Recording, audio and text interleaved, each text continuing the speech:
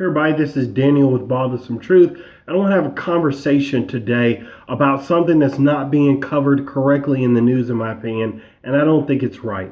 So, Trump and his supporters have been saying for a while, they've gone to MSNBC, CNN, they've been saying that Hillary's people started the birther movement. Now, most everybody knows, and they're saying, no, that's not true. There's no proof of that, none of it to the sort. And that is technically true. But Hillary's people, her campaign did contribute to the birther movement, and nobody's addressing it. Everyone's pretending like her and her people had no part in it whatsoever. And I think that's a lie, and I want to set the record straight. Now, before I do, I just want to make something clear. I am not a Trump supporter. I'm not voting for him. I don't agree with him. I don't think he really knows what he's doing.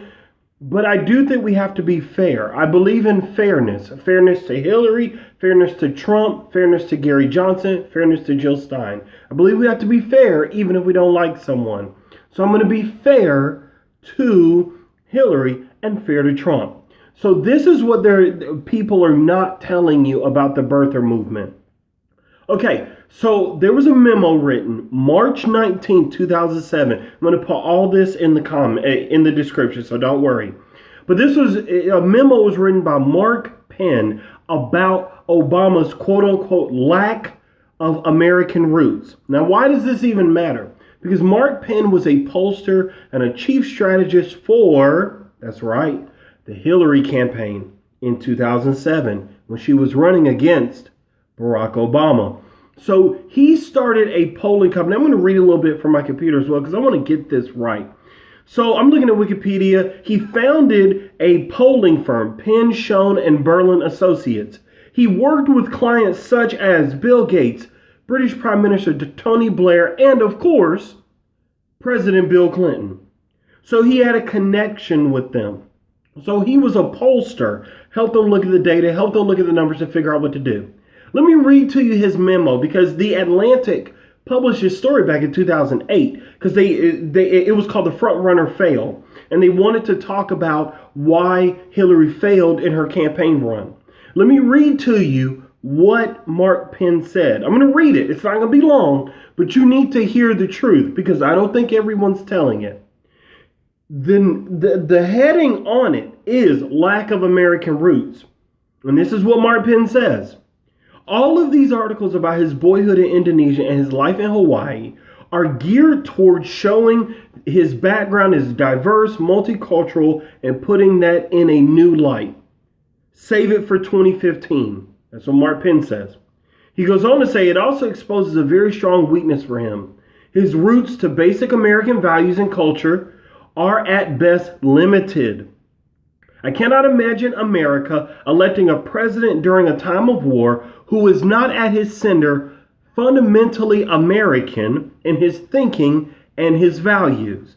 Let's hear that again. Mark Penn says, I cannot imagine America electing a president during a time of war who is not at his center fundamentally American in his thinking and his values. Yeah, that doesn't sound like the birther attacks at all. Sarcasm. He told the people in New Hampshire yesterday he has a Kansas accent because his mother was from there. His mother lived in many states as far as we could tell, but this is an example of the nonsense he uses to cover this up. That's still Mark Penn. He's talking about Obama. He keeps going. How could we give life to this contrast without turning negative? Now, this is the key. This is being fair to Hillary. Every speech should contain the line, you were born in the middle of America to the middle class in the middle of the last century. And talk about the basic bargain as about the deeply American values you grew up with, learned as a child, and that drive you today. Values of fairness, compassion, responsibility, giving back.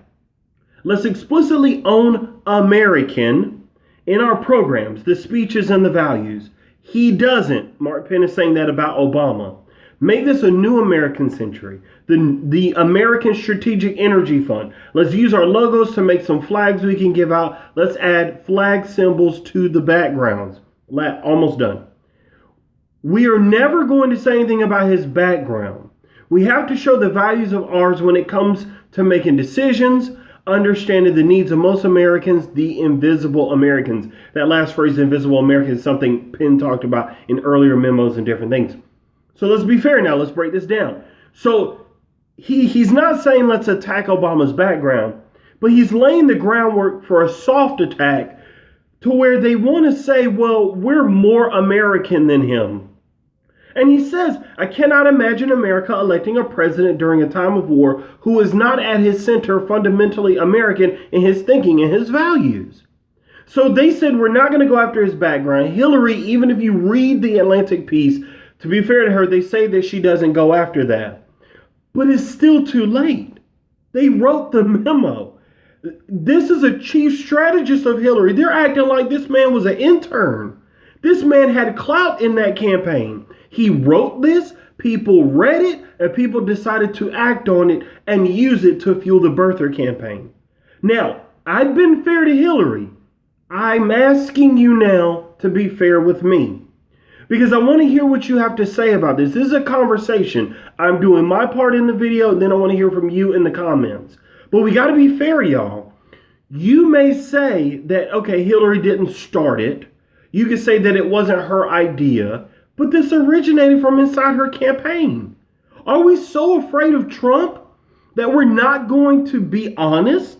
We're going to violate our own consciousness and our conscience so that we can say, oh, never Trump. I'm so scared of him that I'm going to ignore the facts.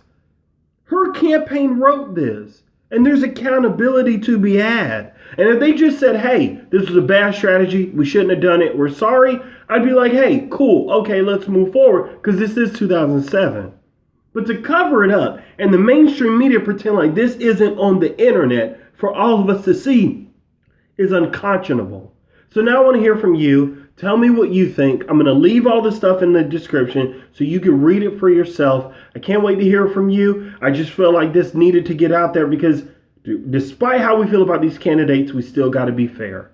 That's been Daniel with the Bothersome Truth, and I can't wait to hear from you and see you next time.